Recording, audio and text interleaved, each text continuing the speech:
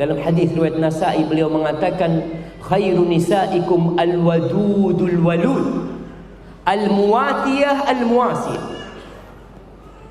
Sebaik-baiknya wanita-wanita kalian adalah al-wadud, yang penyayang, al-walud, yang subur. Jadi kalau mau nikah, cari yang penyayang dan subur. Bagaimana tahu wanita itu penyayang? Yang kau lihat, ada wanita-wanita yang Masya Allah, yang dia itu menyayangi binatang.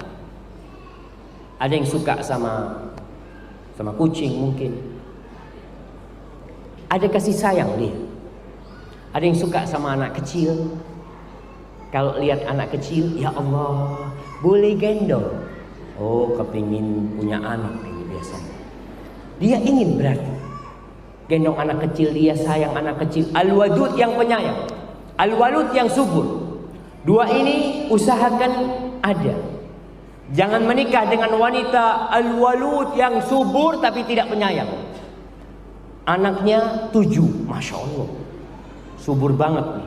Karena ada perempuan yang suaminya lewat langsung hamil. Ini Masya Allah. Tapi ada yang harus ke dokter lagi, kemana. Kalau mau punya anak susah. Tapi ada perempuan yang Masya Allah, Allah kasih kelebihan buat dia.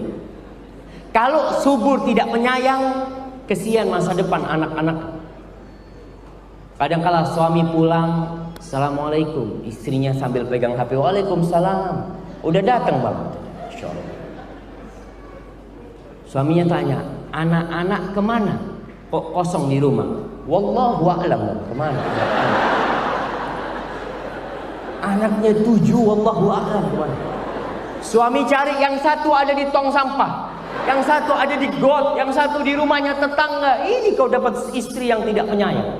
Makanya suruh cari istri al-wadud, yang penyayang, subur dan penyayang. Al-muatiyah, yang selalu mentaati suami, tidak ribut sama suami.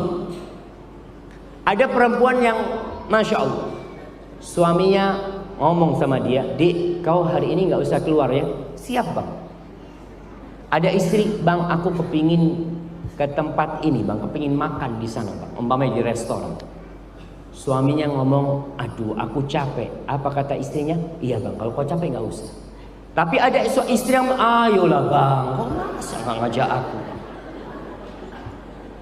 Suaminya, aku capek dek. Kau itu biasa kalau keluar mau, sama aku gak mau keluar. Bukan seperti itu sebagai istri yang soleh. Katakan, kalau abang capek gak apa-apa, aku pijet sekarang. Lalu kita berangkat bang. Bismillah. Nah, tapi dia berusaha berbuat baik sama suaminya. Al-muatiyah, al-muasiyah, istri yang senantiasa menghilangkan kesusahan suaminya. Tahu suami di luar kerja capek, lelah, karena kalau masuk rumah dengan wajah yang murung.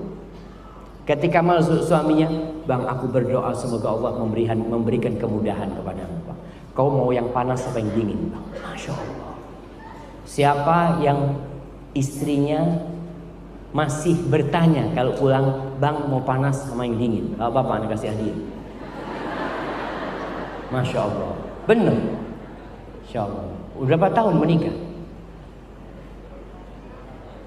Sejak 98 sampai hari ini masih bertanya yang panas yang dingin. Masya Allah. Anak kasih hadiah jemaah.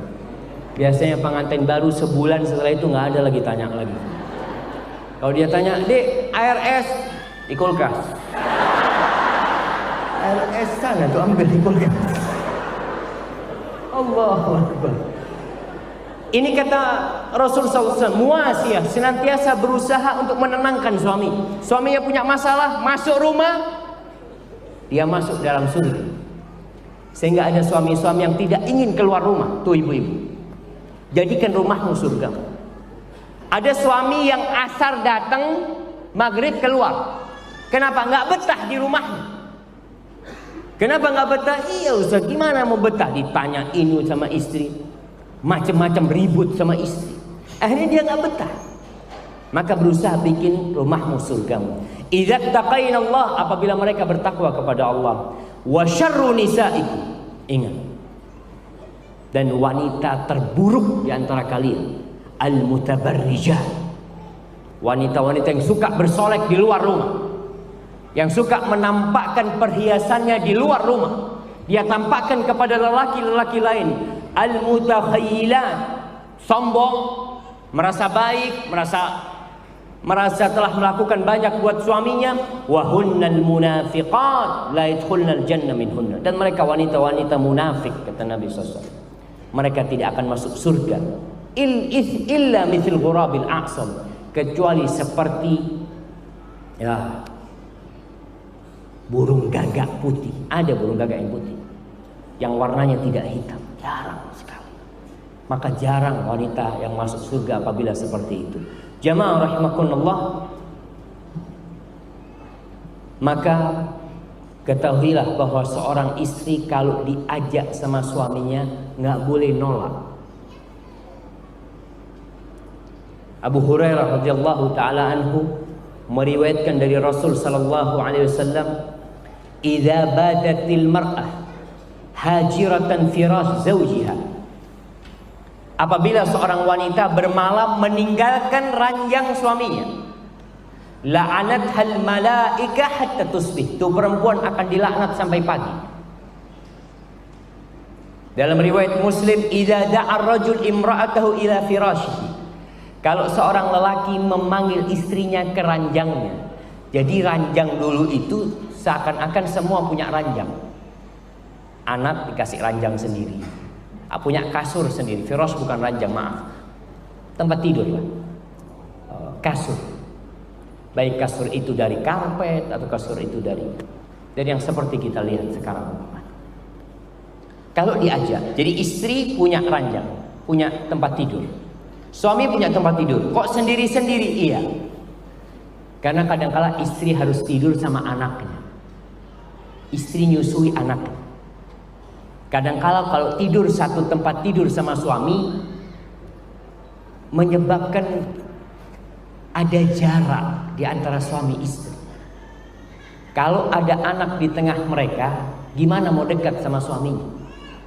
Maka kadang-kala mereka, anak dan istri itu punya ranjang sendiri. Setelah anaknya tidur, si istri ke ranjangnya suami, datang ke ranjangnya suami. Kalau dipanggil sama suaminya, "Dek, sini." Kemudian dia nggak mau, fabata ghadban, suaminya akhirnya marah kepada tu wanita, la'anathal malaika hatta tusbih, akan dilaknat oleh malaikat sampai pagi. Para ulama menjelaskan bahwa ini ketika di malam hari. Bagaimana dengan di siang hari? Sama aja. Kalau di siang hari menolak dipanggil sama suaminya, diajak ke ranjang suaminya, dia menolak, maka dilaknat oleh malaikat sampai matahari tenggelam. Jamaah, urusan ranjang ini adalah urusan yang sangat menakutkan dalam kehidupan para lelaki. Karena salah satu tujuan menikah adalah menjaga kehormatan diri. Kadangkala suaminya, ibu-ibu ini, keluar rumah melihat pemandangan yang menggerakkan nafsunya. Kemudian apa yang harus dilakukan suami kalau melihat pemandangan yang menggerakkan nafsunya? Suruh pulang, kata Nabi SAW. Falyarji ila ahli. Pulang kau. Kenapa? Fa innal ladzi biha mithl ladzi biha. Yang ada di perempuan di luar itu sama persis dengan yang ada di istrimu, nggak beda. Wanita itu sama semuanya. Cuma setan yang menggambarkan, wah perempuan itu istrimu tidak. Maka para lelaki kalau melihat sesuatu langsung pulang ke rumah. Ketika istri lihat suaminya pulang tidak pada waktunya, maka dia husnudzon. Oh, kayaknya suamiku ada perlu sama aku. Ketika dipanggil, lagi masak, lagi apa, kata Nabi SAW, wa in kanat ala tanur, walaupun perempuan ini sedang masak di depannya tungku, tinggalkan, datang ke suaminya kalau dipanggil. Wa in kanat ala qatab, perempuan ini umpamanya mau datang pengajian, dikasih izin sama suaminya, mau berangkat dia naik motor umpamanya, lalu suaminya manggil, "Dek, nggak jadi." Turun dari motor, bismillah, datang. Terus terang jamaah, dengan cara seperti itu, gejolak nafsu di diri para lelaki selesai. Nafsu itu ombak sementara besar, kemudian turun dan hilang. Anda pernah cerita di beberapa kajian tentang seorang hakim di Sudan. Seorang hakim di Sudan, negeri Sudan sana, sedang ada sidang.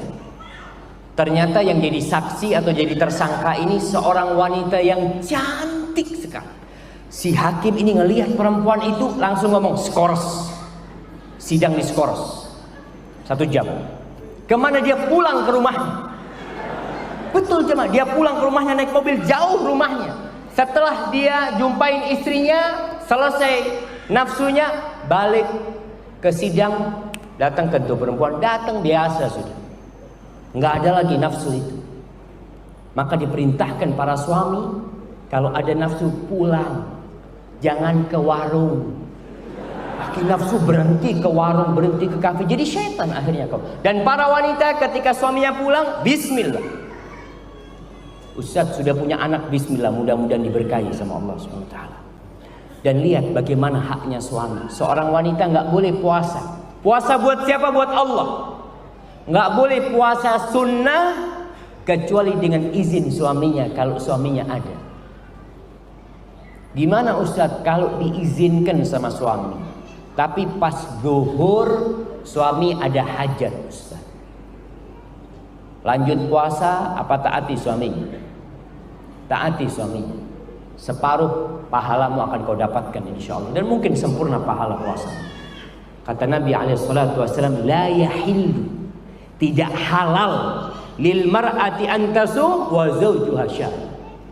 Tidak halal bagi seorang wanita untuk berpuasa dalam kondisi suaminya ada di rumah illa biizni, kecuali dengan izin.